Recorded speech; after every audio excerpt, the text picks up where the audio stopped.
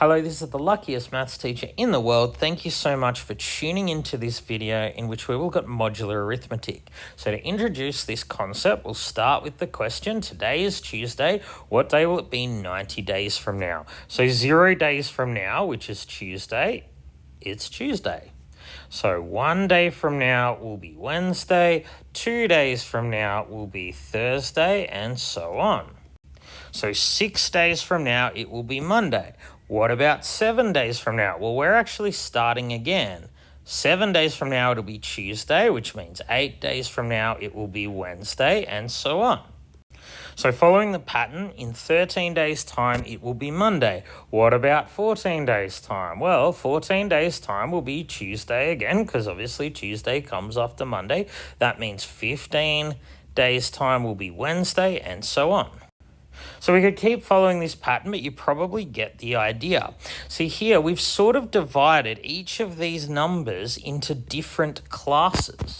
So class 1, the days that it will be Tuesday, days 0, 7, 14, 21, and so on, you might recognize that these are precisely the multiples of 7.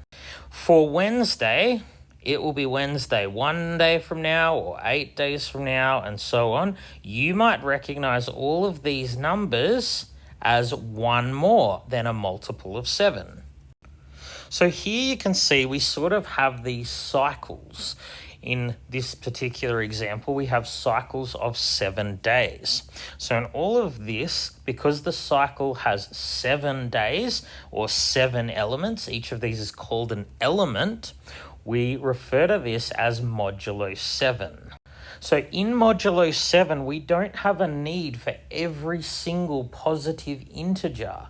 We only really have a need for these 7 integers here, because every other integer is equivalent or is in the same class as one of those.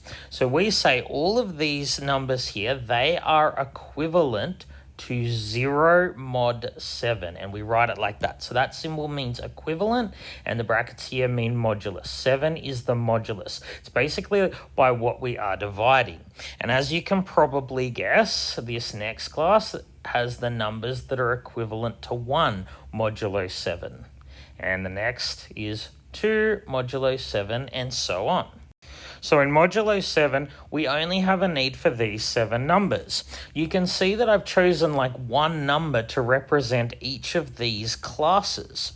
So I could have chosen different numbers. From this class, I could have chosen 14. From this class here, I could have chosen 18. I chose these because they are the least positive, or in this case, least non-negative numbers.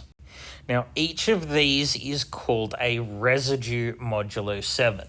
So there's really only 7 numbers modulo 7. Now, let's look at what makes them equivalent. It's all about when they divide by 7, what is the remainder? So all of the numbers equivalent to 0 mod 7, they're multiples of 7. When you divide these by 7, you get a remainder of 0. When you divide these by 7, a remainder of 1. When you divide any of these by 7, you get a remainder of 6. So what would be the day 90 days from now? Really, all we need to answer this question is the remainder. So if you're not sure what 90 divides 7 is, you can put it on your calculator and use the button that converts it to a mixed number. You get 12 and 6 over 7. So that means that the remainder when 90 is divided by 7 is 6. 12 times 7 is 84. You need 6 more to get to 90. So 90 would be in this class here. So on what day would it be 90 days from now? It would be Monday. But of course, we don't just have modulo 7. We can have modulo any positive integer that we like. So let's look at some examples of that. So what we're going to do is called reducing a number modulo n. In this case, we're going to reduce modulo 6. What that means is we're going to find a number to which this is equivalent in modulo 6.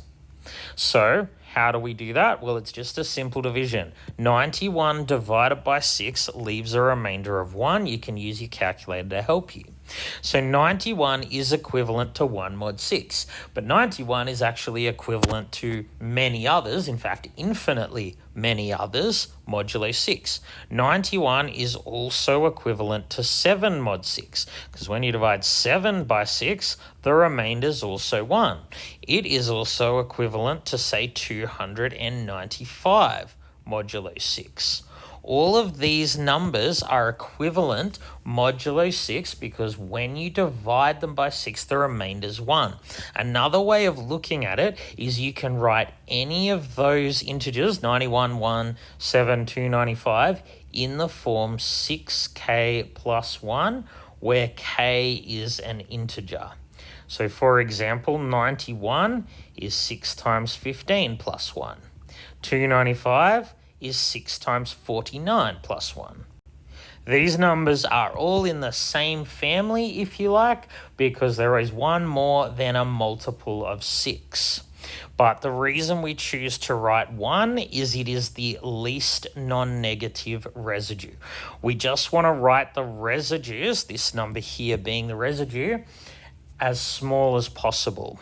So every single integer is going to be equivalent to one of these modulo 6, 0 to 5. Every single number is going to be equivalent to 0 or 1 or 2 or 3 or 4 or 5 modulo 6. They are the only options. When you divide by 6, you can only get one of those numbers as a remainder.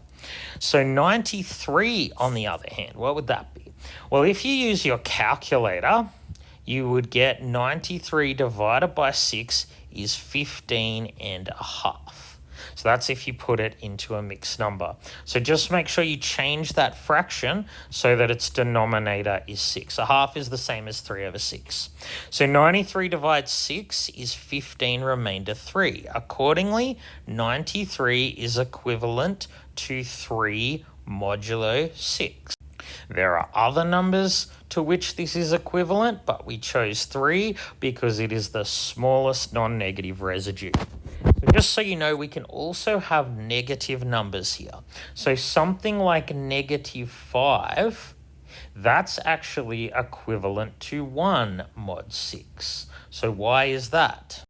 So the reason is, if I write it in this form, negative 5 is equal to 6 times negative 1, which is negative 6 plus 1. Negative 5 would be in this class here.